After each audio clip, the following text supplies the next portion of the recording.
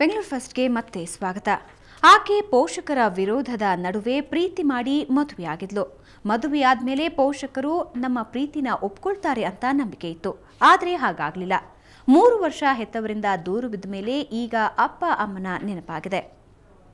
ಅಪ್ಪ ಅಪ್ಪ ನಂಗೆ ನೀನು ಬೇಕಪ್ಪ, ಅಪ್ಪ ಅಮ್ಮಂಗೆ ನೀನು ಯಾಕೆ ಬೇಡಪ್ಪ, ಬರ್ತಾಳಪ್ಪ ಬಂದು ಬೈತಾಳಪ್ಪ, ಐದು ಅತ್ಕೊಂಡು ಸೇರುತ್ತಾಳಪ್ಪ. ಈಕೆ ಹೆಸರು ಲಾವಣ್ಯ, ಪೀಣ್ಯ ನಿವಾಸಿ. 3 ವರ್ಷಗಳ ಹಿಂದೆ ಲಾವಣ್ಯ ಮಂಜು ಎಂಬಾತನನ್ನ ಪ್ರೀತಿಸಿ ವಿವಾಹವಾಗಿದ್ರು. ಈ ಮದುವೆಗೆ ಲಾವಣ್ಯ ಪೋಷಕರ ವಿರೋಧವಿತ್ತು. ಆಗ ಅಪ್ಪ ಅಮ್ಮನ ವಿರೋಧದ ನಡುವೆ ವಿವಾಹವಾಗಿದ್ದ ಲಾವಣ್ಯಗೆ ಇಂದು ಹೆತ್ತವರ ನೆನಪಾಗಿದೆ. ನನಗೆ ಅಪ್ಪ ಬೇಕು ಅಮ್ಮ ಬೇಕು ಅಂತಿದ್ದಾರೆ. ನನ್ನ ತಂದೆನ ನಾನು ನಿಜವಾಗ್ಲೂ ತುಂಬಾ ಮಿಸ್ ಮಾಡ್ಕೊಂಡಿದ್ದೀನಿ. ಒಂದಿನ ಬಿಟ್ಟಿರ್ತಿಲ್ಲ ನಾನು ನಮ್ಮ ತಂದೆನ. 1 ನಿಮಿಷ ಕಾಣಿಸ್ಲಿಲ್ಲ ಅಂದರೆ ನಮ್ಮ ಅಣ್ಣ ಎಲ್ಲಿ ಅಂತ ಕೇಳ್ತಾ ಇದ್ದೆ. ಇಷ್ಟು ದಿನ ನಾನು ನಮ್ಮ ತಂದೆನ ಬಿಟ್ಟಿದ್ದೀನಿ ಅಂದರೆ ನನ್ನ ನಿಜವಾಗ್ಲೂ ನಾನು ಹೇಳ್ಕೊಳಕ್ಕಾಗ್ತಿಲ್ಲ. ಅದು ಅವ್ರು ಅಂದ್ಕೊಂಡಿರ್ಬೋದು ಇವಳು ನಮ್ಮನ್ನು ಬಿಟ್ಬಿಟ್ಟು ಹೋದ್ಮೇಲೆ ನಾನು ನಮ್ಮ ಬಗ್ಗೆ ಯೋಚನೆ ಮಾಡಿರಲ್ಲ ಅಂತ. ಖಂಡಿತ ತಪ್ಪು. ದಿನ ಯೋಚನೆ ಮಾಡ್ತೀನಿ ನನ್ನ ತಂದೆ ತಾಯಿ ಬಗ್ಗೆ. ದಯವಿಟ್ಟು ನನ್ನ ಜೊತೆ ಮಾತಾಡಿ ನೀವು ಮಾತಾಡಿದ್ಮೇಲೆ ನಿಮಗೆ ಗೊತ್ತಾಗುತ್ತೆ. ಇಲ್ಲ ಮಾತಾಡಿ ನೀವು ಯಾಕೆ ಈ ಥರ ಅಂತ ಆದರೂ ನಾನು ಅಟ್ಲೀಸ್ಟ್ ಕೇಳಿ. ಲಾವಣ್ಯ ಪತಿ ಮಂಜುಗೂ ಹಿರಿಯರು ಬೇಕಾಗಿದ್ದಾರೆ. ತನ್ನ ಮಗಳಿಗೆ ತಾತ ಅಜ್ಜಿ ಬೇಕು, ನಿಮ್ಮ ಜೊತೆ ಬದುಕಲು ಅವಕಾಶ ಮಾಡಿಕೊಡಿ ಅಂತ ಕೇಳ್ತಿದ್ದಾರೆ. ನಮಗೊಂದು ಹೆಣ್ಮಗು ಇದೆ. ಹೆಣ್ಮಗುಗೆ ಅವ್ರ ತಾತ ಅಜ್ಜಿ ಪ್ರೀತಿ ಬೇಕು. ಲಾವಣ್ಯ ನಮ್ಮ ಮಿಸ್ಸಸ್ಗೆ ಅವರ ತಾಯಿ ತಂದೆ ಪ್ರೀತಿ ಬೇಕು. ತುಂಬ ಕಷ್ಟಪಟ್ಟಿದ್ದಾಳೆ. ನಾವು ಪ್ರೀತಿ ಮದುವೆ ಆಗಿದೆ ತಪ್ಪ? ಪ್ರೀತಿ ಮದುವೆ ಆಗೋದು ಯಾಕೆ? ಚೆನ್ನಾಗಿರಬೇಕು ಅಂತ. ಇವತ್ತಿಗೂ ನಾವು ತುಂಬ ಚೆನ್ನಾಗೇ ಇದ್ದೀವಿ. ಏನಂದರೆ ಅವಳಿಗೆ ಅವ್ರ ತಂದೆ ತಾಯಿ ಪ್ರೀತಿ ಬೇಕು. ಅದೇ ನಾನು ಚೆನ್ನಾಗಿ ನೋಡ್ಕೋತಾ ಇದ್ದೀನಿ, ಮುಂದೆನೂ ಚೆನ್ನಾಗಿ ನೋಡ್ಕೋತೀನಿ. ಏನಂದರೆ ನಿಮ್ಮ ಆಶೀರ್ವಾದನೂ ಬೇಕು. ಆ ಮಗುಗೆ ತನ್ನ ಅಜ್ಜಿ ತಾತ ಪ್ರೀತಿ ಬೇಕು. ಅಂದು ಹೆತ್ತವರಿಂದ ದೂರವಾಗಿ ಮದುವೆಯಾಗಿದ್ದು ತಪ್ಪು. ಆದರೆ ಮಕ್ಕಳಿಗೆ ಈಗ ತಪ್ಪಿನ ಅರಿವಾಗಿದೆ. ಹಿರಿಯರಾದ ಲಾವಣ್ಯ ಪೋಷಕರು ಈ ದಂಪತಿಗೆ ಕ್ಷಮಿಸಿ ದೊಡ್ಡತನ ತೋರಬೇಕಿದೆ. ಅಶ್ವಥ್ ಎಸ್ಎನ್, ಕ್ರೈಮ್ ಬ್ಯೂರೋ, ಸುವರ್ಣ ನ್ಯೂಸ್ 24/7. ವಿಶ್ವವ್ಯಾಪಿಯಾದ ಬಂಜಾರ ಜನಾಂಗದವರು ತಮ್ಮ ಪರಂಪರೆಯ ಜೀವಂತಿಕೆಗಾಗಿ ರಾಜಧಾನಿಯಲ್ಲಿ ಬಹುದೊಡ್ಡ ಸಾಂಸ್ಕೃತಿಕ ಸಮ್ಮೇಳನ ಏರ್ಪಡಿಸಿದ್ದಾರೆ. ಅರಮನೆ ಮೈದಾನದ ತ್ರಿಪುರವಾಸಿನಿಯಲ್ಲಿ ಇದೇ ತಿಂಗಳ 28ರಂದು ವಿಶ್ವ ಬಂಜಾರ ಸಾಂಸ್ಕೃತಿಕ ಸಮ್ಮೇಳನ ನಡೆಯಲಿದೆ. ಈ ಸಮ್ಮೇಳನದಲ್ಲಿ ಮೂಲ ಸೌಕರ್ಯದಿಂದ ವಂಚಿತರಾದ ಲಂಬಾಣಿ ಜನಾಂಗದವರ ಸಮಸ್ಯೆಗಳನ್ನು ಬಗೆಹರಿಸುವ ವಿಷಯ ಜೊತೆಗೆ ಅವರ ಸಂಸ್ಕೃತಿ, ಭಾಷೆ, ಪರಂಪರೆಯ ಬಗ್ಗೆ ಅವಲೋಕನ ನಡೆಸಲಾಗುತ್ತೆ.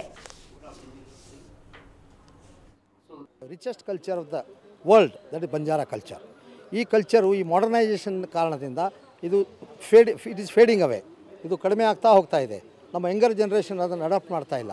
ಅವರು ಮಾಡರ್ನೈಸೇಷನ್ಗೆ ಹೋಗ್ತಾ ಇದ್ದಾರೆ. ಅದಕ್ಕೋಸ್ಕರ ನಮ್ಮ ಜನತೆಗೆ, ನಮ್ಮ ಯುವಕರಿಗೆ ಈ ಒಂದು ಸಂಸ್ಕೃತಿಯನ್ನು ತಿಳಿಸೋಕ್ಕೆ, ನಮ್ಮ ಸಂಸ್ಕೃತಿ ಎಷ್ಟು ಒಳ್ಳೆಯದಿದೆ, ನಮ್ಮ ಹೆರಿಟೇಜ್ ಎಷ್ಟು ಚೆನ್ನಾಗಿದೆ, ನಮ್ಮ ಕಸ್ಟಮ್ಸ್ ಎಷ್ಟು ಒಳ್ಳೆಯದಾವೆ, ಇದನ್ನು ಉಳಿಸ್ಕೊಂಡು ಇದನ್ನು ರಿಸ್ಟೋರ್ ಮಾಡಿ ನಾವು ಬೆಳೆಸ್ಕೊಂಡು ಹೋಗೋಕ್ಕೋಸ್ಕರ ಈ ಮೇನ್ ಒಂದು ಉದ್ದೇಶ ಇದೆ. ಇದು world Banjara cultural program 2012, 28th and 27th of April.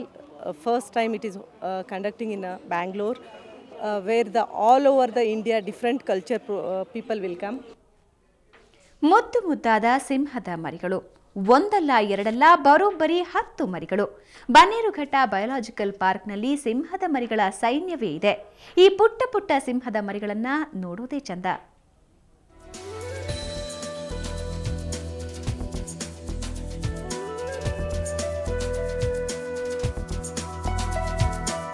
Bannerghatta biological ಪಾರ್ಕ್ನಲ್ಲಿ ಸಿಂಹದ ಮರಿಗಳದ್ದೇ ಆಟ.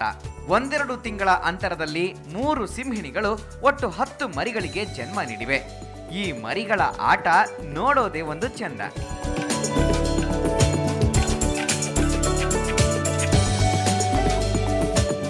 ಈ 10 ಮರಿಗಳ ಸೇರ್ಪಡೆಯಿಂದಾಗಿ ಸಫಾರಿಯಲ್ಲಿನ ಸಿಂಹಗಳ ಸಂಖ್ಯೆ ಇದೀಗ 32ಕ್ಕೇರಿದೆ. ಈಗ ಸಫಾರಿಗೆ ಬರ್ತಕ್ಕಂಥ ಜನಗಳಿಗೆ ಈ ಎಲ್ಲ ಸಿಂಹಗಳನ್ನು ನಾವು 1 ತಿಂಗಳ ನಂತರ ವೀಕ್ಷಣೆಗೆ ಬಿಡ್ತಕ್ಕಂಥ ಒಂದು ಕಾರ್ಯಕ್ರಮವನ್ನು ಹಾಕ್ಕೊಳ್ತೇವೆ. ಈಗ ಸಫಾರಿನಲ್ಲಿ ಇರ್ತಕ್ಕಂಥ ಒಟ್ಟಾರೆ 32 ಸಿಂಹಗಳನ್ನ 3 ಮತ್ತು 4 ಗುಂಪುಗಳಾಗಿ ಮಾಡಿದ್ದೇವೆ. ಈ ಮುದ್ದಾದ ಸಿಂಹದ ಮರಿಗಳನ್ನು ನೋಡಿದ ಜನ ಫುಲ್ ಖುಷಿಯಾಗಿದ್ದಾರೆ. ಈಗೇನು ಇತ್ತೀಚೆಗೆ ಒಂದು 2-3 ದಿನಗಳಲ್ಲಿ ಏನು ಸಿಂಹ ಮರಿ ಹಾಕಿದೆ ತುಂಬ ಖುಷಿ ಕೊಡುವಂಥ ವಿಚಾರ. ಯಾಕೆ ಅಂತಂದರೆ ನಶಿಸಿ ಹೋಗ್ತಾ ಇರ್ತಕ್ಕಂಥ ಇಂಥ ಸಂದರ್ಭದಲ್ಲಿ ಈ ಒಂದು ಸಂದರ್ಭದಲ್ಲಿ ಮರಿ ಹಾಕಿರ್ತಕ್ಕಂಥದ್ದು ತುಂಬ ಸಂತೋಷವಾದ ವಿಚಾರ. ವಿನಾಶದಂಚಿನಲ್ಲಿರುವ ಕ್ಷೀಣಿಸುತ್ತಿರುವ ವನ್ಯಪ್ರಾಣಿಗಳ ಪಾಲಿಗೆ ಬನ್ನೇರುಘಟ್ಟ ಬಯೋಲಾಜಿಕಲ್ ಪಾರ್ಕ್ ಸ್ವರ್ಗವಾಗ್ತಾ ಇದೆ. ಉತ್ತಮ ಆರೈಕೆ ಇಲ್ಲಿ ಸಿಗ್ತಾ ಇದೆ. ಈ ಪ್ರಾಣಿಗಳನ್ನ ಸಮಾಜದ ಗಣ್ಯರು ದತ್ತು ಪಡೆಯುವ ಮೂಲಕ ಇವುಗಳ ರಕ್ಷಣೆಗೆ ನಿಂತಿದ್ದಾರೆ. ಹಾಗೇನೆ ಈ ಪ್ರಾಣಿಗಳನ್ನ ನೋಡೋದಕ್ಕೆ ಬರುವವರ ಸಂಖ್ಯೆ ಕೂಡ ಹೆಚ್ಚಾಗ್ತಾ ಇದೆ. ಅಂದಹಾಗೆ ಈಗಲೇ ನೀವು ಈ ಮರಿಗಳನ್ನ ನೋಡೋಕ್ಕಾಗಲ್ಲ. ಯಾಕಂದ್ರೆ ಇವು ಸ್ವಲ್ಪ ದೊಡ್ಡವಾದ ಮೇಲೆ ಸಾರ್ವಜನಿಕರ ದರ್ಶನಕ್ಕೆ ಈ ಮರಿಗಳು ಸಿಗುತ್ತವೆ. ಅಲ್ಲಿವರೆಗೂ ಕಾಯಲೇಬೇಕು. ಕ್ಯಾಮರಾಮನ್ ರವಿಕುಮಾರ್ ಜೊತೆ ಮಂಜುನಾಥ, ಸುವರ್ಣ ನ್ಯೂಸ್ 24/7 ಆನೇಕಲ್. ಅಕ್ಷಯ ತೃತೀಯ ಹಿನ್ನೆಲೆಯಲ್ಲಿ ಬೆಂಗಳೂರಿನಲ್ಲಿ ಭರ್ಜರಿ ಚಿನ್ನದ ವ್ಯಾಪಾರವಾಗಿದೆ. ಅಕ್ಷಯ ತೃತೀಯದಿಂದಾಗಿ ನಗರದಲ್ಲಿ ಕೋಟ್ಯಾಂತರ ರೂಪಾಯಿ ವಹಿವಾಟು ನಡೆದಿದ್ದು ಎಲ್ಲೆಡೆ ಹಳದಿ ಲೋಹದ ದರ್ಬಾರು ಜೋರಾಗಿತ್ತು. ಕಳೆದ 4 ವರ್ಷಗಳಲ್ಲಿ ಈ ಬಾರಿ ಹೆಚ್ಚು ಚಿನ್ನದ ವ್ಯಾಪಾರ ನಡೆದಿದೆ. 2010ರಲ್ಲಿ ಬೆಂಗಳೂರಿನಲ್ಲಿ ಅಂದಾಜು 200 ಕೆಜಿ ವಹಿವಾಟು ನಡೆದಿತ್ತು. ಹಾಗೆಯೇ ಕಳೆದ ವರ್ಷ 300 ಕೆಜಿ ಚಿನ್ನ ವ್ಯಾಪಾರ ನಡೆದಿತ್ತು. ಈ ಬಾರಿ ಬೆಲೆ ಏರಿಕೆಯ ನಡುವೆಯೂ 350ರಿಂದ 400 ಕೆಜಿ ಚಿನ್ನ ವಹಿವಾಟು ನಡೆದಿದೆ.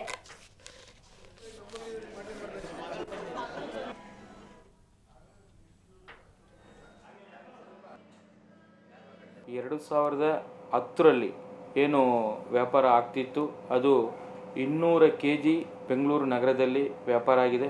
2011ರಲ್ಲಿ ಬಹುಶಃ 300 kgವರೆಗೆ ಆಗಿದೆ.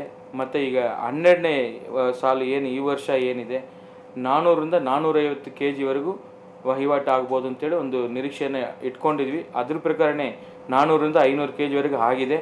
ನನ್ನ ಪ್ರಕಾರ ಒಂದು 400ರಿಂದ 450 ಕೋಟಿವರೆಗೂ ವಹಿವಾಟು ಆಗಿರ್ಬೋದು ಅಂತೇಳಿ ನಾನು ಒಂದು ಅಂದಾಜು ಶೇಕಡ ತಿಳ್ಕೊತಾ ಇದ್ದೀನಿ.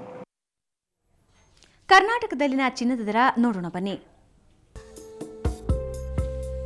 22 ಕ್ಯಾರೆಟ್ನ 10 ಗ್ರಾಂ ಚಿನ್ನಕ್ಕೆ 27,090 ರೂಪಾಯಿ. ನಿನ್ನೆಯ ದರಕ್ಕೆ ಹೋಲಿಸಿದ್ರೆ 22 ಕ್ಯಾರೆಟ್ನ ಚಿನ್ನದ ಬೆಲೆಯಲ್ಲಿ 220 ರೂಪಾಯಿ ಏರಿಕೆಯಾಗಿದೆ. 24 ಕ್ಯಾರೆಟ್ನ 10 ಗ್ರಾಂ ಚಿನ್ನಕ್ಕೆ 29,890 ರೂಪಾಯಿ. 24 ಕ್ಯಾರೆಟ್ನ 10 ಗ್ರಾಂ ಚಿನ್ನದ ಬೆಲೆಯಲ್ಲಿ 240 ರೂಪಾಯಿ ಏರಿಕೆಯಾಗಿದೆ. ಇದು ಇವತ್ತಿನ ಬೆಂಗಳೂರು ಫಸ್ಟ್. ಕ್ಷಣ ಕ್ಷಣದ ಸುದ್ದಿಗಾಗಿ ನೋಡ್ತಾ ಇರಿ ಸುವರ್ಣ ನ್ಯೂಸ್ 24/7.